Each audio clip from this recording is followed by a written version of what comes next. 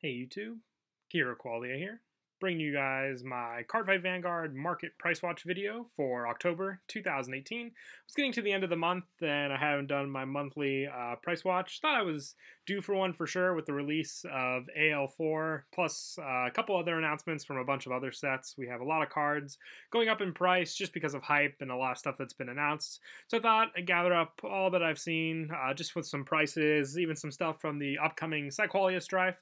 So let's go ahead and jump right into the video. Looking at some of the prices from the strongest team AL4, some of the prices have settled finally. You can see the most expensive card, not including the numbered Phantom Blaster Dragons, is the Phantom Blaster Dragon Secret Vanguard rare. This one's looking at a trend about $40 to $45, which isn't too bad for, a Secret Vanguard rare. That's the standard we've seen for those prices for those cards. And Phantom Blaster Dragon, being also the most expensive normal Vanguard rare in this set, is keeping that trend. You can see Darkness Maiden Maka being Origin rare, pretty up there. I think it's the most expensive Origin rare as well. Golden Beast Tamer following suit with Phantom Blaster Dragon is the second most expensive SVR.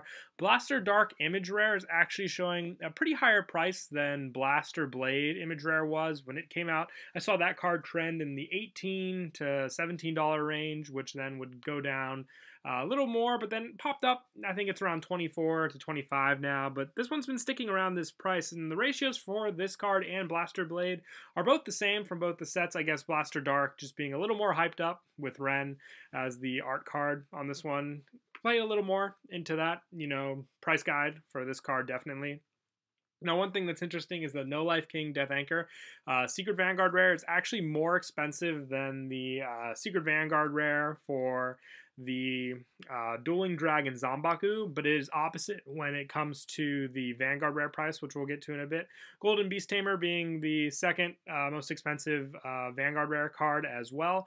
But when we look at some of the other prices, like I said, Zombaku, normal Vanguard rare, is actually more expensive than No Life King Death Anchor price-wise. It's not that big of a difference, but I always thought that this card would be a little cheaper than that, but still very surprising there. But I know a lot of people are hyped up for the Zombaku deck for sure, just with the lockdown potential it has. So I guess that does play into the price, but it is pretty close with it, like I said. And I think Gwyn the Ripper Origin Rare is the cheapest of the Origin Rares as well. All the prices, settling down. Maka being the, most expensive triple rare from what we can see.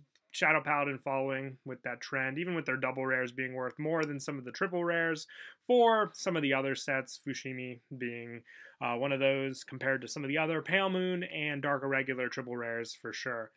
Some of the other cards I've noticed with some of the higher rarity ones, a lot of the SPs for Bermuda Triangle have actually jumped up to those insane SP prices. Divas Festa, Delight Genius Angie being at $350. This Bermuda Triangle, this version for sure, this one's been topping a lot of regionals and events that I've seen lately. So just having the high rarity, Angie's to use with your deck obviously comes with the standard. If you want a max rarity and show off that hype deck, calls for, this hyped up price range. Even 4 available for what we see at this price. I think it's the only one, available at the market, just being bought out for people wanting the wedding, actually the royal rares, is what I'm calling it, for this set. The wedding rares are from the couple previous sets. But insane, not as high as Olivia has reached, but still very up there for just one of this card, for wanting a full playset well over $1,000 in this price range there. Little off track, what I've also noticed with the Phantom Blaster Dragon number of cards we've seen, I don't have any of them posted here, but seeing in the $800 to $900 range for that card, which we can see trending also with the Blaster Dark SP, being one of the more expensive of the SPs you can get from the trial decks. I know I saw Dragonic Overlord around this price range with its SP version, but Blaster Dark being well over a month, still keeping this price is insane. I know it's not a guaranteed one per trial deck case where you get 6 in a box, so that might play a part as to why it is so expensive, but we've seen that trend also with the Blaster Blade and their gift markers as well signed, having I think at least one or the other per box. But I know a lot of people are a big fan of this card, just like the image rare, so that price hype definitely does come into play there. Just having to get maybe like 1 in 12 and hope to get this card for sure is a big factor there. Some of the other Zeroth dragons, I've seen that Drachma is one of the expensive ones when it comes to the original from its original Ultimate Stride booster pack price-wise. These cards were actually around $40 when Standard was announced, and people were kind of trying to get rid of their old premium stuff.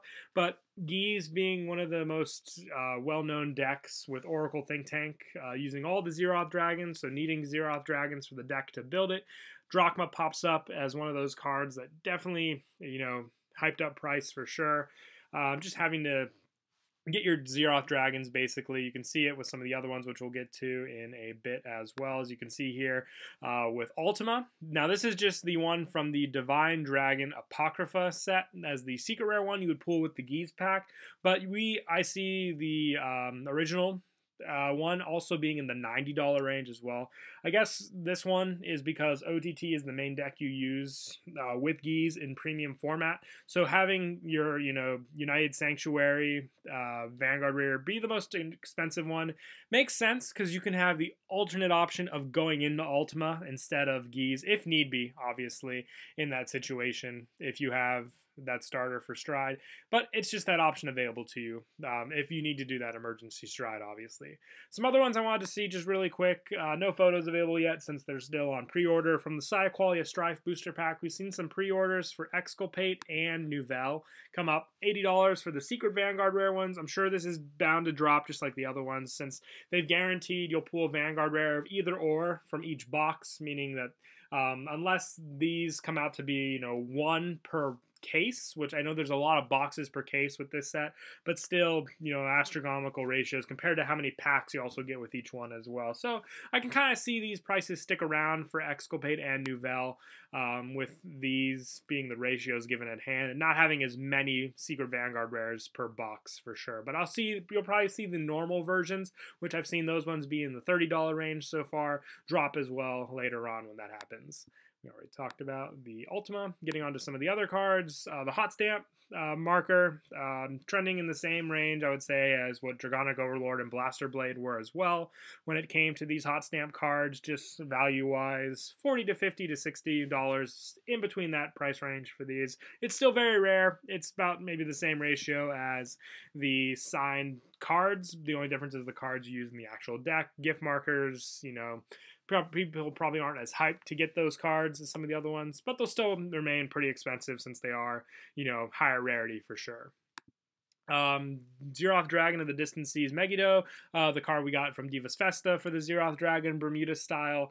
I actually saw this card a little lower. It was in the double digits. Now it's seeing triple range. I don't know if it's dealing with the buyout for the Geese pack reason. Also, obviously being the Zeroth Dragon you use with the Bermuda decks that have been topping all the events as well can be a factor. Just Bermuda's really gone up there, and with it becomes the crazy high prices, especially since Bermuda has some of the highest rarity cards in the game and some of the most expensive prices also.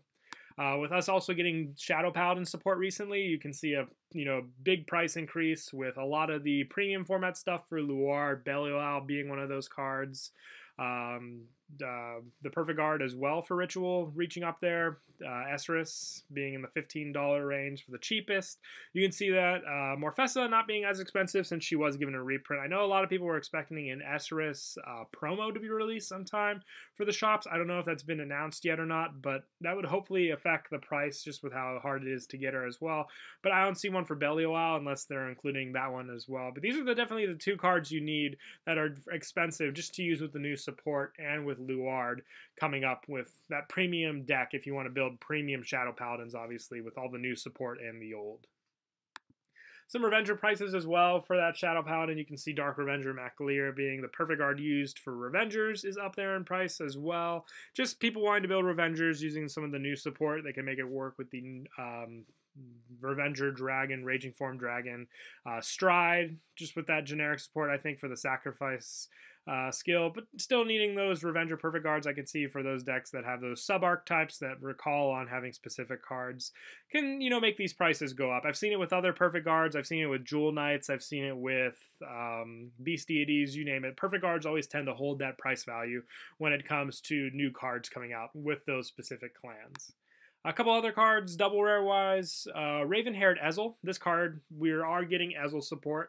Now, you don't see it so much with Salvation Lion, but Ravenhair has that Limit Break 5 guard restriction effect, and just works well. We're getting Blonde Ezel standard version, so you can probably mix this grade 3 in with that one, so having some different plays to work with for sure with this one as the guard restriction. From what we've seen how it works with the other Ezel, it'll definitely help with just the different plays you could do with its superior ride, then next turn for the normal ride going for Ravenhair is what I can see happening. So a lot of people are hyping it up for sure, and just being one of the more difficult cards to get since it came out of the Revival collection as a double rare, so meaning you weren't always guaranteed to see it as often as some of the triple rares or even some of the SPs you can get from the pack for sure.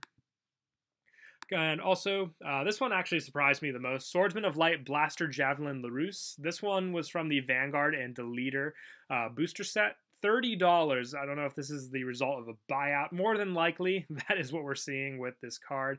But with the new support we're getting for Royal Paladins in the upcoming pack, and just, with Alfred being the main card focus for this as well. For premium format, people wanting to run Blaster Premium, this card's definitely needed for those decks as well, just to help with the high beast call you can do in all those different plays. Meaning, it's going to be needed and sought after, and whether it's made a shop card promo for premium, if they decide to answer that reprint issue, or the price just decreases because it was the result of a buyout, we'll have to wait and see closer to the release of Kiraqualia Strife. Some other good premium cards. Cran Tigers always been up there in price. It's seeing a $11 to $12 range, and after that, just going higher from there. Just with the great nature support we're receiving, I can see Cran Tiger definitely seeing play. It's very good in the once per turn, errata that we faced with the new premium format ruling. So just making Cran Tiger all that better with the moves you could do with it, and it'll probably just be that much better with the support we get for standard for great nature. Thunder Ripple Genovia. I believe this deck actually topped a regional a little while back, so you can see people definitely wanting to try out the deck themselves. Affected this card's price near mint being $17 just for one.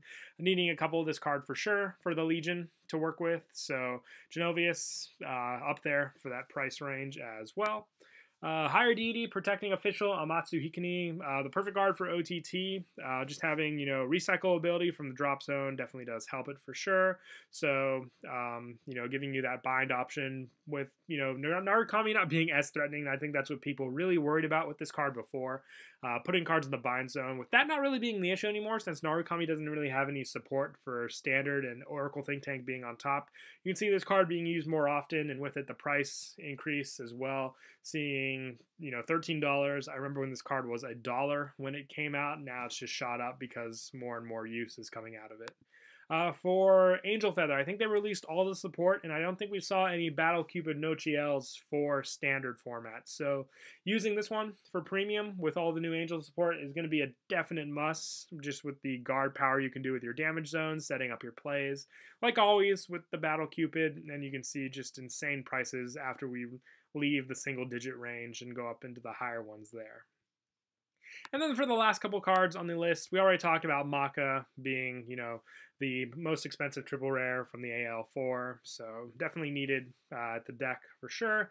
And lastly, just some rare I wanted to point out, Acrobat Verde with premium Spike Brothers. This card, expensive for a Stride Fodder card. I think it's one of the most expensive ones, shooting over the Royal Paladin one price-wise. So we always, saw some expensive prices for the Stride Fodder cards when it came to these just being used, since they're definitely needed for premium decks, and just, how helpful they are with striding if you don't want to use up your grade 3s and instead save those for the gift power. But that is it for this month's Market Price Watch. I hope you all enjoyed the video. I always love doing these just, because I get to see the cards myself and see just what's changed and what's getting ready for the upcoming formats and hype.